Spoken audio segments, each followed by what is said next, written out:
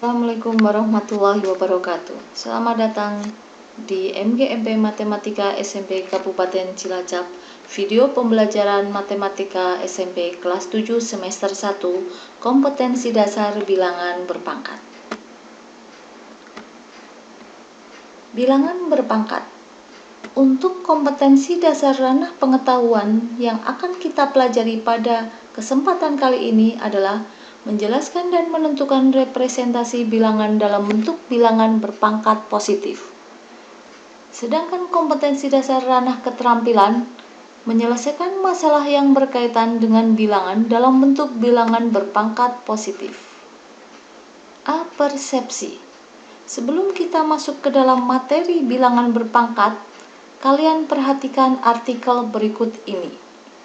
Dalam artikel berikut ini yang diambil dari kompas.com, di situ tertulis kata eksponensial, yang berarti bahwa bilangan berpangkat. Dari artikel yang ada, nantinya kalian dapat mengetahui manfaat atau kegunaan kalian mempelajari bilangan berpangkat. Karena saat ini kalian harus belajar dari rumah masing-masing, cobalah kegiatan berikut dengan dibantu oleh orang tua atau saudara kalian ya. Nah, sesuai dengan buku paket kelas 7 materi bilangan berpangkat kegiatan 1, kalian dapat melaksanakan kegiatan ini di rumah. Alat dan bahan yang kalian perlukan hanya berupa kertas dan gunting. Langkah pertama, kertas yang kalian miliki kalian lipat menjadi dua bagian yang sama besar sesuai dengan simetri lipatnya. Kemudian gunting pada bagian sumbu simetrinya. Akan didapatkan dua potongan kertas yang sama besar. Langkah selanjutnya, dua potongan kertas ini kalian tumpuk. Kemudian lipat lagi sesuai dengan simetri lipatnya, lalu masih gunting di bagian sumbu simetrinya. Demikian kalian ulang lagi terus langkah-langkah yang tadi Bu Guru sampaikan sampai 5 langkah secara berulang. Nah, dari apa yang sudah kalian kerjakan tadi, kalian cocokkan dengan tabel berikut ini. Apakah sama hasil yang sudah kalian lakukan dengan yang ada pada tabel berikut ini? Pada tabel yang ada, pada pengguntingan pertama, banyak kertas terdapat 2 buah. Pada pengguntingan kedua, terdapat 4 buah kertas. Pada pengguntingan ketiga, terdapat 8 kertas. Pada pengguntingan keempat, terdapat 16 kertas. Dan pada pengguntingan kelima, terdapat 32 kertas.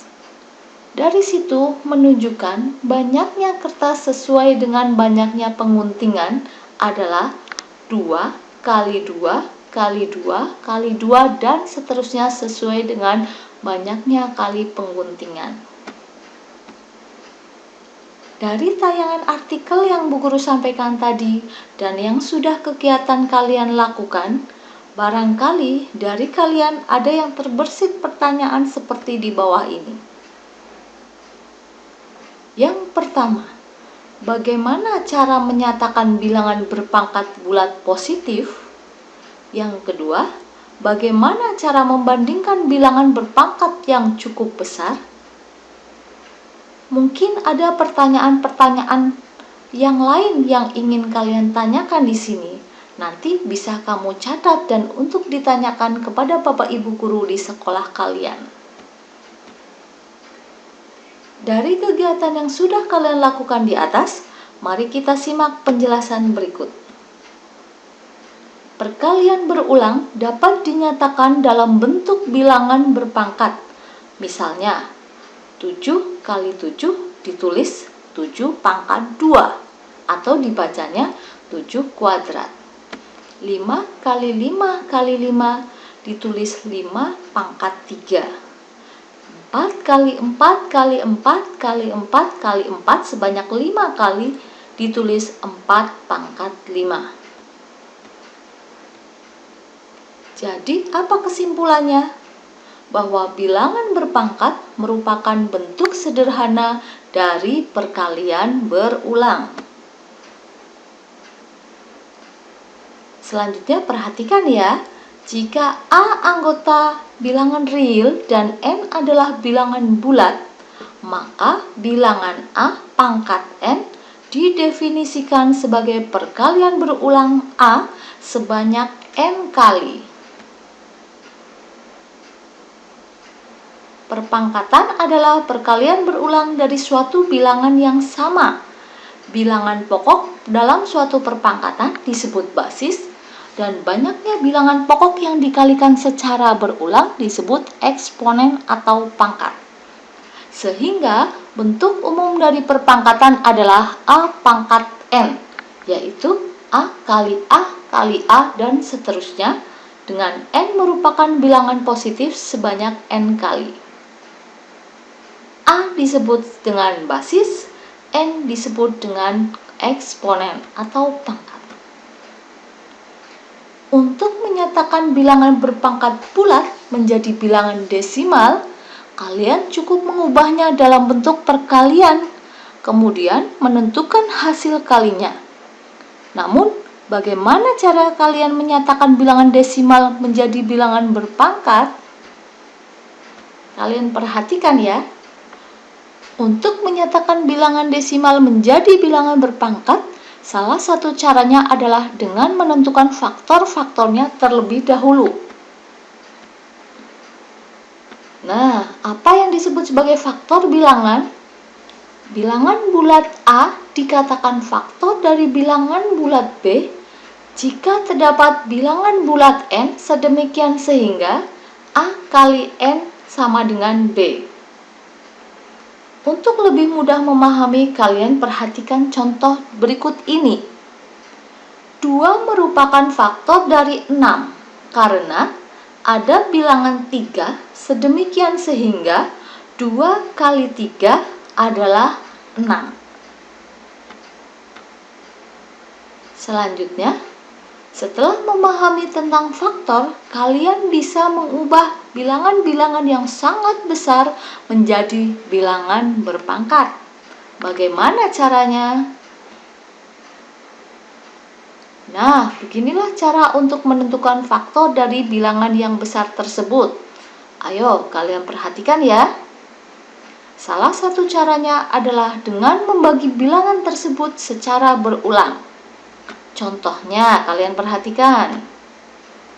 Cara menjadikan bilangan 648 menjadi bilangan berpangkat adalah sebagai berikut. Mula-mula 648 kalian bagi 2, menghasilkan bilangan 324. Lalu dibagi 2 lagi, hasilnya 162. Dibagi 2, hasilnya 81. Karena 81 selanjutnya tidak habis dibagi 2, maka 81 dibagi 3, menghasilkan bilangan 27. 27 dibagi 3, hasilnya 9. 9 dibagi 3, hasilnya 3, kemudian 3 dibagi 3, hasilnya 1. Dengan demikian, kita dapat menyatakan bilangan 648 menjadi 2 kali 2 kali 2 kali 3 kali 3 kali 3 kali 3. Dengan kata lain, 648 adalah 2 pangkat 3 dikalikan 3 pangkat 4. Selanjutnya, kalian harus dapat membandingkan bilangan berpangkat besar. Bahwa manakah yang lebih besar antara 5 pangkat 6 dan 6 pangkat 5. Perhatikan penjelasan berikut ini. Kalau dalam bilangan desimal, untuk membandingkan cukup mudah, yaitu dengan melihat angka-angka penyusunnya. Langsung saja perhatikan caranya, bahwa untuk 5 pangkat 6 itu berarti bahwa 5 kali 5 kali 5 sebanyak 6 kali, sesuai dengan definisi yang ada di depan tadi. Hasilnya 15.625. Sedangkan 6 pangkat 5 adalah 6 kali 6 sebanyak 5 kali. Hasilnya yaitu 7.776. Ternyata setelah mengubah menjadi bilangan desimal, tampak bahwa 5 pangkat 6 lebih dari 6 pangkat 5. Cara pada contoh tadi cukup efektif digunakan untuk membandingkan bilangan berpangkat. Namun, ada kalanya suatu bilangan tidak perlu dijadikan ke dalam bentuk desimal untuk bisa membandingkannya. Kalian perhatikan ya.